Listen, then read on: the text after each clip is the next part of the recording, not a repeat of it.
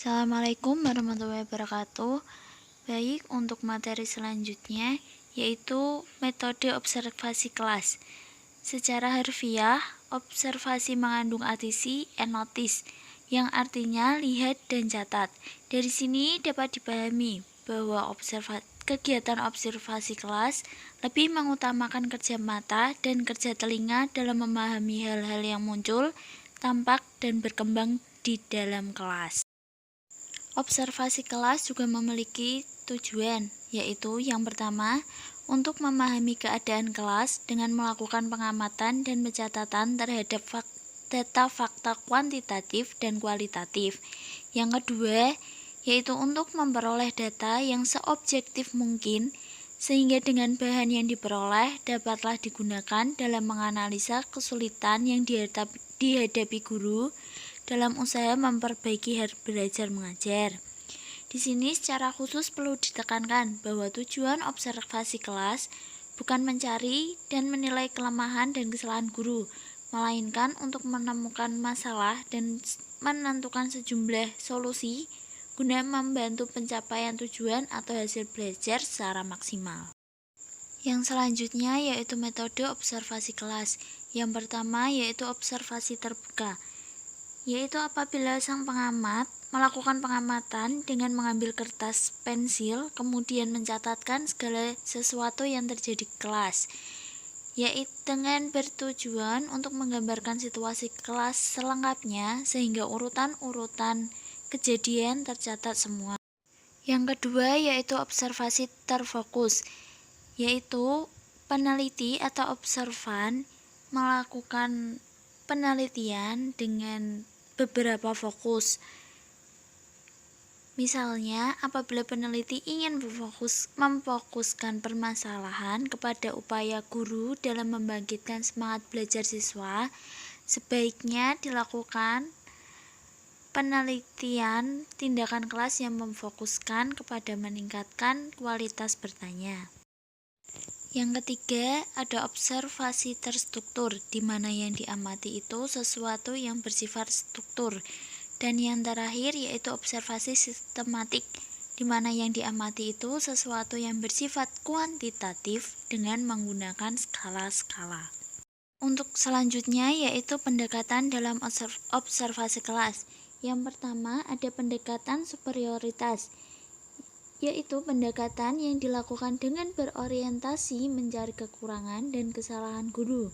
Oleh karena itu, pendekatan ini bersifat formal, mekanis, kaku, atau dilakukan secara mendadak dan cenderung tidak simpatik. Yang kedua, yaitu pendekatan legal formal. Pendekatan ini, seorang pengawas menampakkan diri sebagai sosok formalis yang sangat mentaati hukum atau peraturan perundang-undangan. Kecenderungan utama yang menonjol pada pendekatan ini adalah penerapan ketentuan perundang-undangan secara kaku dan menutup kemungkinan untuk mencoba memberikan alternatif lain jalan keluar dari kesalahan dan kekurangan. Yang ketiga yaitu pendekatan atas bawah, atau yang biasa disebut pendekatan demokratis. Pendekatan ini mengutamakan sifat konstruktif, tidak inspeksional, mengutamakan observasi dalam rangka mengetahui kebutuhan dan kesulitan guru serta murid, sehingga observer dapat memberikan bantuan berupa jalan keluar bagi perbaikan situasi pembelajaran. Selanjutnya adalah peran dan tanggung jawab observasi kelas. Dibagi menjadi dua kompetensi, yaitu yang pertama kompetensi substansial. Yang dimaksud adalah kompetensi, peran, dan tanggung jawabnya yang sangat erat berkaitan dengan masalah mendasar, seperti konsistensinya pada moralitas agama, nilai-nilai etika profesional, serta pada kompetensi keilmuan di bidangnya. Yang kedua yaitu kompetensi metodologis. Maksudnya adalah peran dan tanggung jawab serta observer yang berkaitan erat dengan masalah-masalah metodologis. Dengan kata lain, observer terikat oleh sejumlah kompetensi bidang keterampilan teknis bagaimana dipersyaratkan harus dimiliki oleh seorang observer. Selanjutnya yaitu tahap-tahap observasi kelas. Yang pertama ada pra-observasi, yaitu merupakan tahap perencanaan observasi. Langkah atau hal-hal yang perlu dipertimbangkan adalah waktu pelaksanaan observasi, distribusi sasaran, lokasi yang hendak diobservasi, pendekatan dan ragam jenis observasi yang akan digunakan, serta instrumen observasi apa saja yang akan dipakai. Langkah selanjutnya yaitu pelaksanaan observasi. Langkah ini ditunjukkan dengan menciptakan suasana kerja yang akrab antara supervisor dengan guru, pengenalan latar belakang guru, latar belakang murid, atau hal-hal serupa lainnya. Langkah terakhir yaitu pasca observasi. Langkah penting pada tahap ini adalah mengolah semua data dan fakta yang telah terkumpul melalui instrumen, sehingga siap disajikan untuk dianalisis atau didokumentasi. Selanjutnya yaitu instrumen observasi kelas. Yang pertama, kriteria instrumen, yaitu valid, reliable, dan objektif. Selanjutnya yaitu jenis instrumen. Pertama ada checklist, yaitu alat untuk mengumpulkan data dalam melengkapi keterangan yang lebih objektif terhadap situasi belajar dan mengajar di dalam kelas. Bentuk dari checklist ini yaitu daftar yang berisi item yang sudah disediakan lebih dahulu dan si penjawab hanya tinggal mencek tiap item tersebut. Yang kedua yaitu factual record, yaitu catatan faktual untuk mengetahui sejumlah fakta tentang kemajuan aktivitas antara berbagai aspek kegiatan. Factual record ini dibagi menjadi dua bentuk. Yang pertama, attention chart, yaitu untuk mencatat status murid yang memberikan perhatiannya terhadap hal mengajarnya guru. Yang kedua, yaitu participation chart, yang digunakan untuk mencatat partisipasi murid di dalam kelas. Selanjutnya, participant chart ini dibagi menjadi dua bentuk, yaitu quantity participation chart untuk mengukur dan mencatat kuantitas partisipasi murid, dan quality participation yang digunakan untuk mengukur kualitas partisipasi murid. Metode selanjutnya yaitu metode saling mengunjungi. Yang dimaksud yaitu kunjungan kelas. Kunjungan kelas adalah teknik pembinaan guru oleh kepala sekolah di mana ia mengunjungi kelas tempat guru mengajar untuk mengamati suasana belajar di kelas itu. Teknik ini bertujuan untuk membantu guru dalam mengatasi kesulitan yang dihadapi di kelas. Selanjutnya yaitu jenis-jenis kunjungan kelas. Yang pertama ada kunjungan tanpa pemberitahuan terlebih dahulu. Pada kunjungan ini, seorang supervisor datang secara tiba-tiba ke kelas tempat guru mengajar tanpa adanya pemberitahuan sebelumnya terhadap guru yang mengajar tersebut. Yang kedua yaitu kunjungan dengan adanya pemberitahuan sebelumnya. Dalam kunjungan ini, supervisor datang ke kelas berdasarkan jadwal yang telah direncanakan dan ditetapkan terhadap kelas yang akan dikunjungi. Yang terakhir yaitu kunjungan atas dasar undangan guru. Pada kunjungan ini, supervisor diundang oleh guru untuk mengunjungi kelasnya. Kunjungan seperti ini akan lebih baik dalam upaya memperbaiki atau meningkatkan kemampuan seorang guru. Sebab dengan cara seperti ini, guru dapat belajar untuk bersikap terbuka guna memperoleh berbagai pengalaman baru dari hubungan kerjasamanya dengan supervisor. Selanjutnya yaitu tahap-tahap kunjungan kelas. Menurut Lantip, Diat Prasojo, dan Sudiono, tahap kunjungan kelas terdiri dari beberapa tahap berikut, yaitu pertama, tahap persiapan. Pada tahap ini, supervisor merencanakan waktu, sasaran, dan cara mengobservasi selama kunjungan kelas. Yang kedua yaitu tahap pengamatan selama kunjungan. Pada tahap ini, supervisor mengamati jalannya proses pembelajaran yang sedang berlangsung. Yang ketiga, tahap akhir kunjungan. Pada tahap ini, supervisor bersama guru mengadakan perjanjian untuk membicarakan hasil-hasil kunjungan. Dan yang terakhir yaitu tahap tindak lanjut. Pada tahap ini, supervisor telah menyimpulkan dan menguasai permasalahan dari data yang peroleh. Selanjutnya, ia merumuskan langkah-langkah yang akan dilakukan sebagai solusi untuk permasalahan yang ada. Bismillahirrahmanirrahim. Materi berikutnya adalah demonstrasi belajar, di mana pengertiannya adalah salah satu upaya supervisor membantu guru yang disupervisi dengan menunjukkan kepada mereka bagaimana mengajar yang baik. Yang melakukan demonstrasi mengajar adalah pengawas sekolah atau kepala sekolah dengan supervisor atau teman sejawat guru sebagai supervisor. Dengan demonstrasi mengajar, supervisor atau orang yang ahli dalam mengajar mempraktikkan penggunaan metode mengajar yang tepat atau metode baru atau penggunaan alat bantu mengajar, penggunaan alat evaluasi dan sebagainya. Pada saat demonstrasi berlangsung, guru mencatat apa saja yang dipraktikkan oleh supervisor dengan teliti. Kemudian, ciri-ciri teknik demonstrasi mengajar yaitu 1. Bersifat supervisi kelompok, yaitu sejumlah guru disupervisi oleh seseorang atau beberapa supervisor. Tujuan utama adalah memberikan keterampilan di samping pemahaman akan sesuatu. Yang ketiga adalah proses supervisi sebagian besar dengan cara mendemonstrasikan sesuatu di depan para peserta. Yang keempat, tempat supervisi dapat dilakukan di sekolah.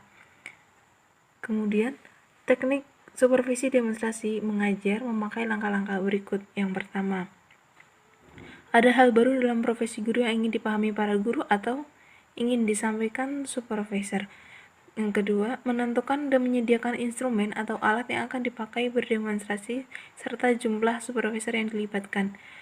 Yang ketiga, menentukan waktu pelaksanaan, kemudian memberikan undangan kepada para guru sebagai peserta. Yang keempat, pada waktu pelaksanaan supervisor mulai menjelaskan alat yang dipakai untuk berdemonstrasi, lalu mengoperasikannya dan menjelaskan metode pembelajaran baru dan lebih inovatif. Selanjutnya, pada umumnya teknik supervisi ini tidak membutuhkan tindak lanjut kecuali jika peserta menginginkannya. Materi berikutnya adalah supervisi klinis, dikemukakan oleh Erwiler. Supervisi klinis adalah bentuk supervisi yang difokuskan pada peningkatan mengajar dengan melalui sebuah siklus yang sistematik dalam perencanaan, pengamatan, serta analisis yang intensif dan cermat tentang penampilan yang mengajar nyata serta bertujuan mengadakan perubahan dengan cara yang rasional.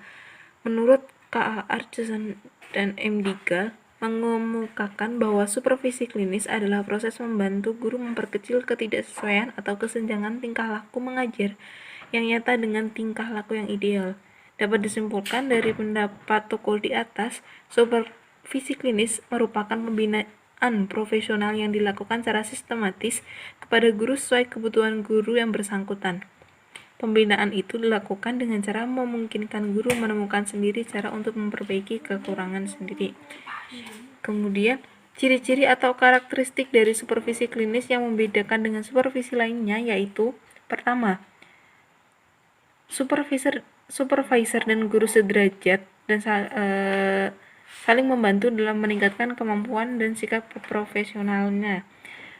Yang kedua, fokus supervisi klinis adalah perbaikan cara mengajar, bukan mengubah kepribadian guru. Kemudian, supervisi klinis didasarkan atas bukti pengamatan dan bukan atas keputusan penilaian yang tidak didukung oleh bukti nyata. Bersifat konstruktif dan memberi penguatan pada pola-pola dan tingkah laku yang berhasil daripada mencela dan menghukum pola-pola tingkah laku yang belum berhasil.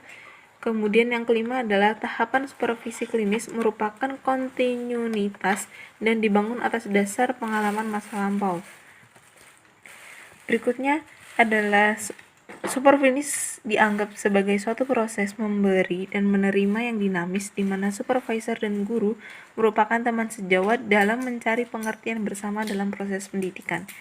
Kemudian, setiap guru mempunyai kebebasan dan tanggung jawab untuk mengemukakan pokok-pokok persoalan, menganalisis cara mengajarnya sendiri, dan mengembangkan gaya mengajarnya.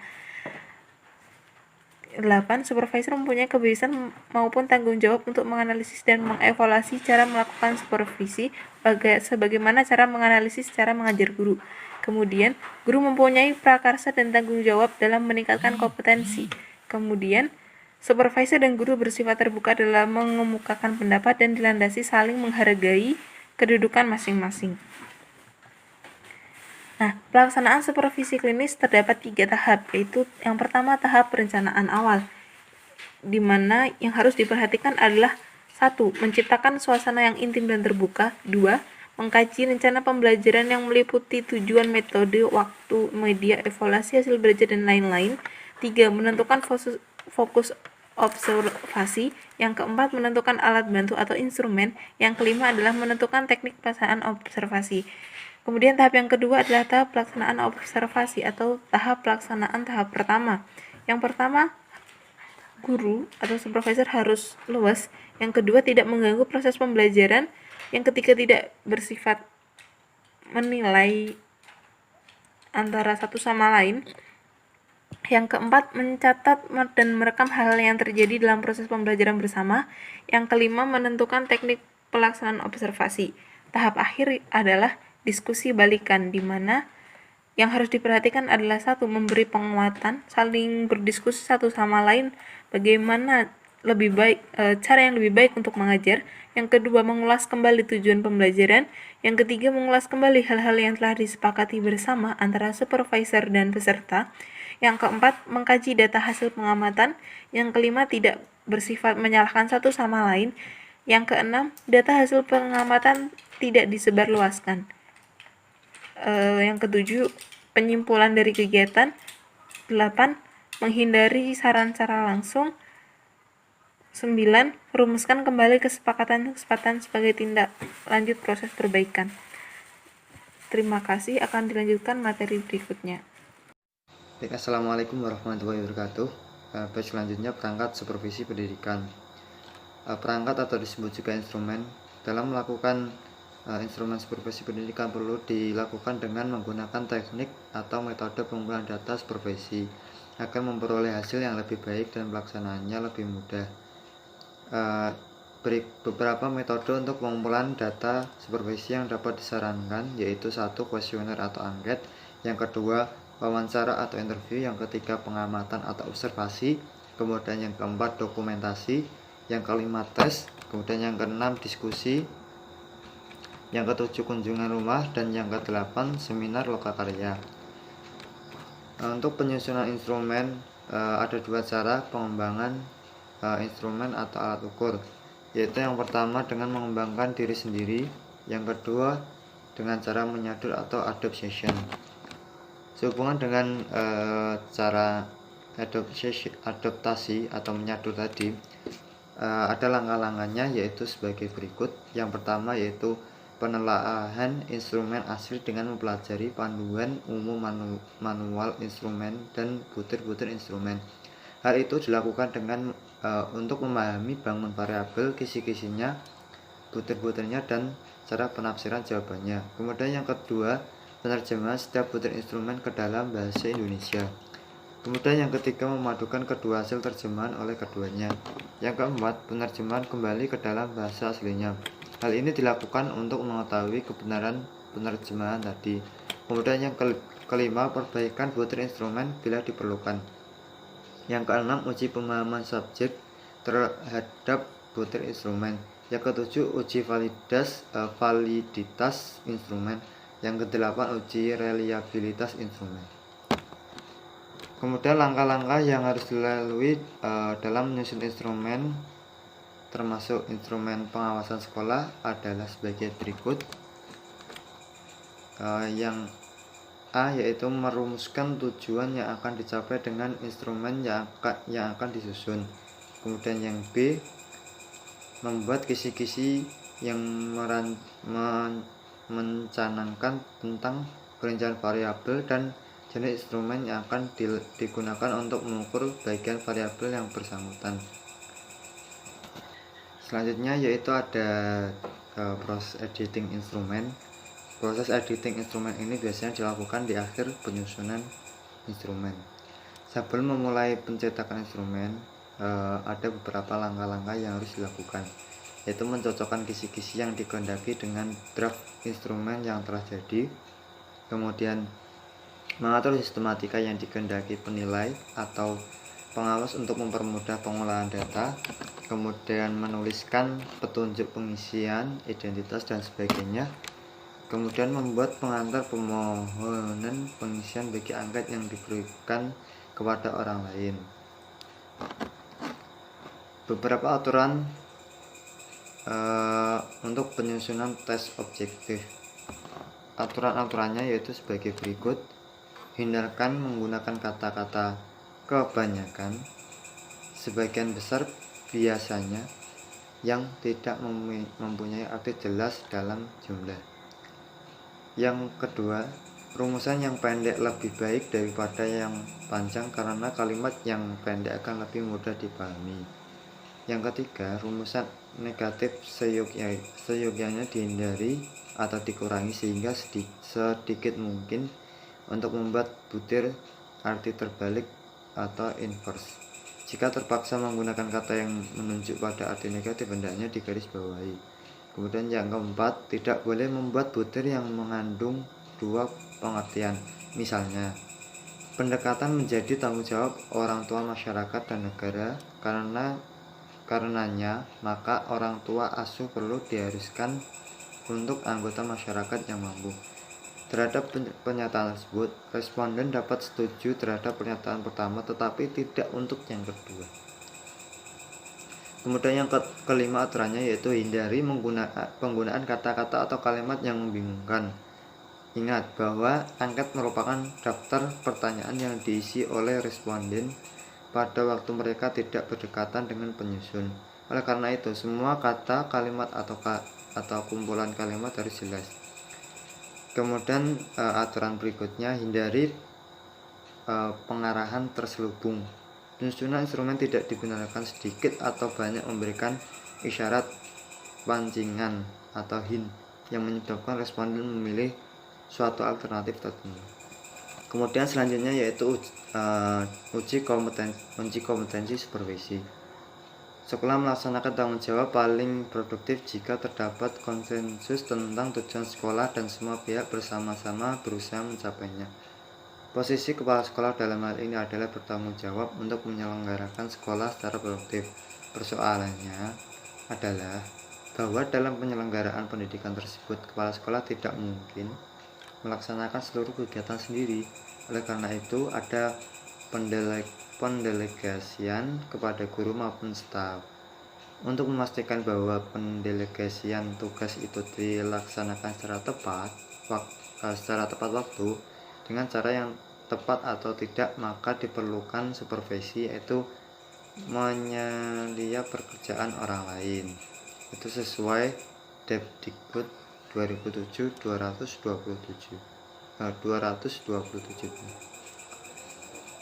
Bentuk supervisi yang paling efektif terjadi jika staf, peserta didik, dan orang tua memandang kepala sekolah sebagai orang yang tahu persis tentang hal-hal yang terjadi di sekolahnya. Dalam konteks ini, dengan melakukan supervisi, maka akan dilakukan tindakan kunjungan kelas, berbicara dengan guru, peserta didik, dan orang tua, mengikuti perkembangan masyarakat sekolah, orang-orang, dan peristiwa yang terjadi dalam rangka memenuhi tanggung jawab ini. Menurut Peter F. Olivia tahun 1992. Dalam praktek pengawasan di lingkungan sistem persekolahan selama ini, masih sering terjadi kekeliruan. Di antaranya sebagai berikut: pengawasan persekolahan masih mengutamakan aspek teknik administratif daripada aspek akademis dan pembelajaran. Kemudian yang kedua, pengawasan lebih ke segi fisik pendukung pembelajaran seperti pengolahan data, pegawai, bangunan, alat, dan fasilitas lainnya. Padahal aspek yang harus mendapat perhatian adalah berkaitan dengan penyelenggaraan proses pembelajaran di sekolah ataupun di sekolahan. Penampilan fisik sekolah dan bukti fisik kegiatan guru berupa catatan dan laporan tertulis adalah penting. Akan tetapi, yang lebih penting adalah kualitas proses pembelajaran yang dialami para peserta didik. Dokumen, catatan, dan laporan administrasi guru dapat digunakan untuk memperoleh gambaran tentang kualitas proses dan hasil pembelajaran peserta didik. Pengawasan peserta didik adalah kedudukan yang strategis dan penting dalam peningkatan mutu proses belajar mengajar.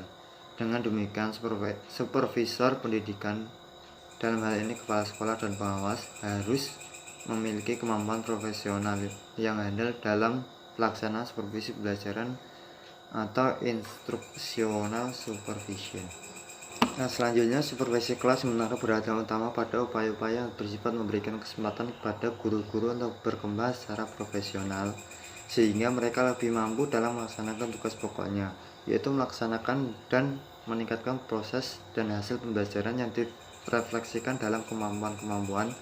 Yang pertama yaitu merancang kegiatan pembelajaran, yang kedua melaksanakan kegiatan pembelajaran, kemudian yang ketiga menilai proses dan hasil pembelajaran, yang keempat memanfaatkan hasil penilaian bagi peningkatan layanan pembelajaran, yang kelima memberikan umpan balik secara tepat, teratur, dan terus-menerus kepada peserta didik, yang keenam melayani peserta didik yang mengalami kesulitan belajar, yang ketujuh menciptakan lingkungan belajar yang menyenangkan, yang kedelapan mengembangkan dan memanfaatkan alat bantu dan media pembelajaran, yang kesembilan memanfaatkan sumber-sumber belajar yang tersedia, yang ke-10 mengembangkan interaksi pembelajaran, strategi, mode, dan teknik yang tepat, melakukan penelitian praktis bagi perbaikan pembelajaran. Istilah organisasi belajar dimaksudkan sebagai satu organisasi di mana para anggotanya menunjukkan kepekaan terhadap masalah-masalah yang dihadapi dan berupaya untuk mengatasi masalah tersebut tanpa desakan atau perintah dari pihak luar.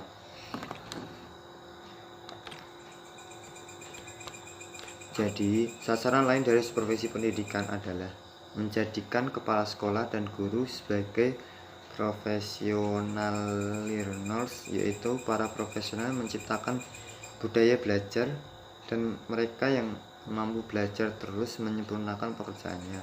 Budaya ini memungkinkan terjadinya peluang inovasi dari bawah atau bottom up innovation dalam proses pembelajaran. Kepala sekolah menduduki posisi kunci dalam penciptaan budaya tersebut.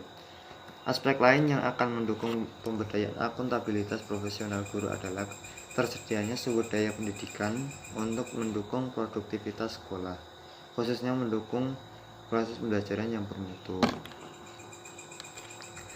Supervisi kelas dilaksanakan atas dasar keyakinan sebagai berikut.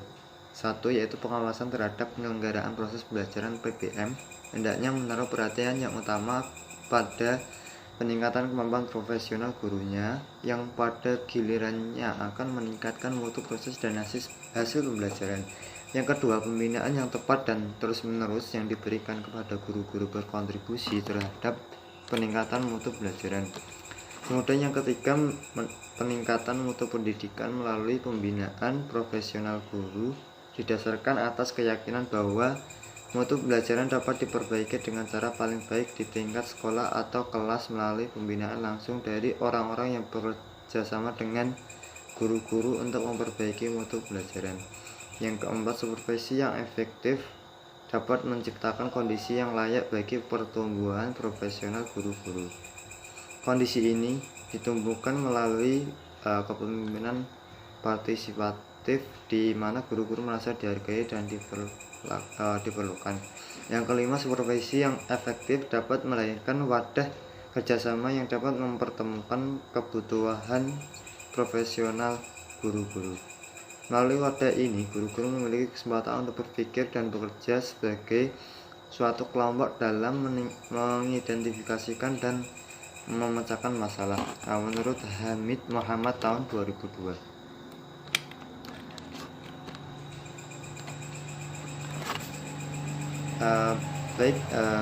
Sekian presentasi dari kelompok kami. Banyak kurangnya kami mohon maaf. Assalamualaikum warahmatullahi wabarakatuh.